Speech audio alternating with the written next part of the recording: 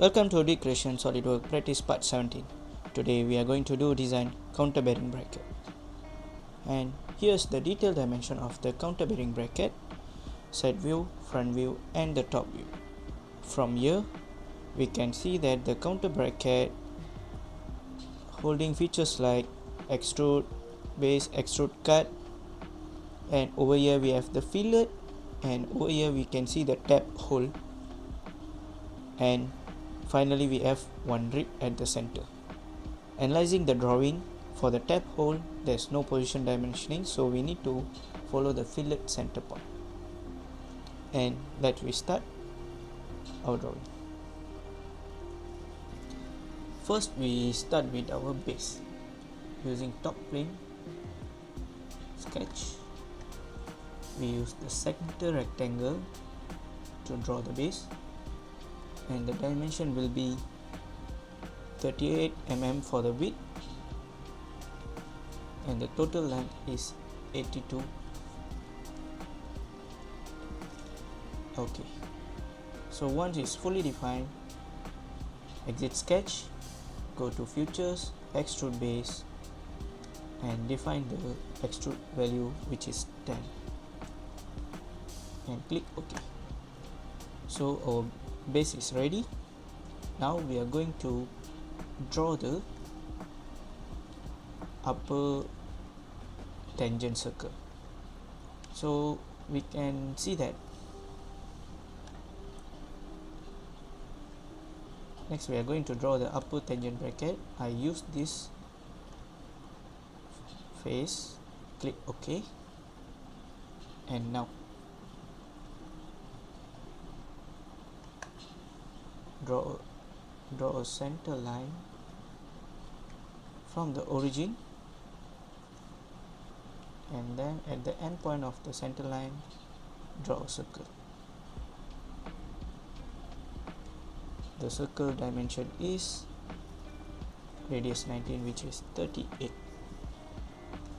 and then we can see that at the mid of the circle we have a hole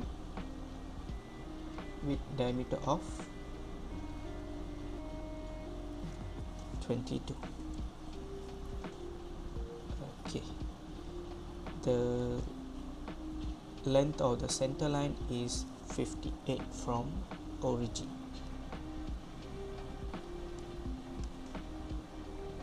Next we are going to give a tangent line over here. Click on line, click on the point, and then draw over the circle, and then click on the line, click Control and select the circle, and here we can add the relation of tangent, and then I can trim this entity. Since these lines can mirror through the center line, I use the mirror entities. Click on the line that need to be mirror and mirror about this center line. Alright, so we can see the tangent line already created. Next we are going to close the sketch, and yes, we have a circle, center circle, and the tangent line. Since we can see that here is the complete loop, and this one complete loop, we have three different contours.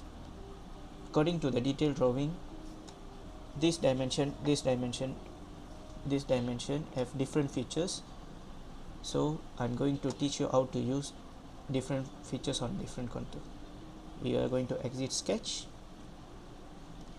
We are going to select extrude base, and here we have one column which is showing that selected contour. Click on that and click which column you want to extrude first, and change the direction. We can see that dimension of this tangent line also 10, and then click OK. Now we have the tangent line already created. Next you can expand the boss extrude tool. You can click the sketch. You can reuse the same sketch for the extrude the circle object. So click on the sketch, click on extrude base and select the outer circle because this one need to be as a whole. So select on the outer circle. Okay, now so we can choose the different direction to make it sure it's parallel to the boss extrude too. But at the detail drawing over there we have additional part at the outside, so we're using the direction 2. Check the direction 2 and then we can put here the overall length is 12, so we already used 10 over here, and then balance is 2 mm. Click OK. Now we have the tangent line and the circle. So this is how you need to be use boss extrude and different contours. So here we already cut the hole without using the extruded cut. Alright, next we are going to draw a rib over here. For that I'm using the right plane. Select new sketch, select line, click on this line anywhere and then at the end of this edge. We have the dimension about the height of the line is 30 mm. Okay, and the sketch is also fully defined. Exit sketch, click on the select this sketch and click on rib features.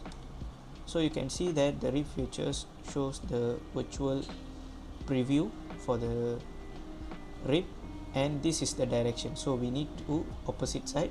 Here we can flip the material side, and then our thickness is 10 and this line act as the midpoint. Click OK.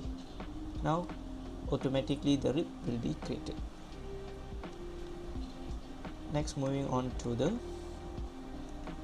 fillet feature. We are going to fillet the edges of the base with radius of 14.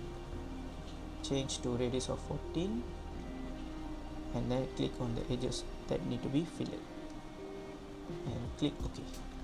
Now we all have fillet features over the object. Alright, so next we are going to sketch on this face for the tab hole. For the tab hole we will tab hole the bigger circle and then the smaller circle. Click on the circle and point at the fillet edges and you can see the center point. Click on the center point and the dimension of the bigger hole is 20 diameter. Okay, we can use the center line to mirror the circle. Click on the circle, mirror entities, mirror above using the center line and then click OK. Now we have two bigger holes at both sides. Exit sketch, use extrude cut and then the cut dimension is 2. Alright, and then click on this face, the extruded face, and then click again the circle, point at the circle edges. You can see the center line, draw a circle, give the dimension about 10 diameter,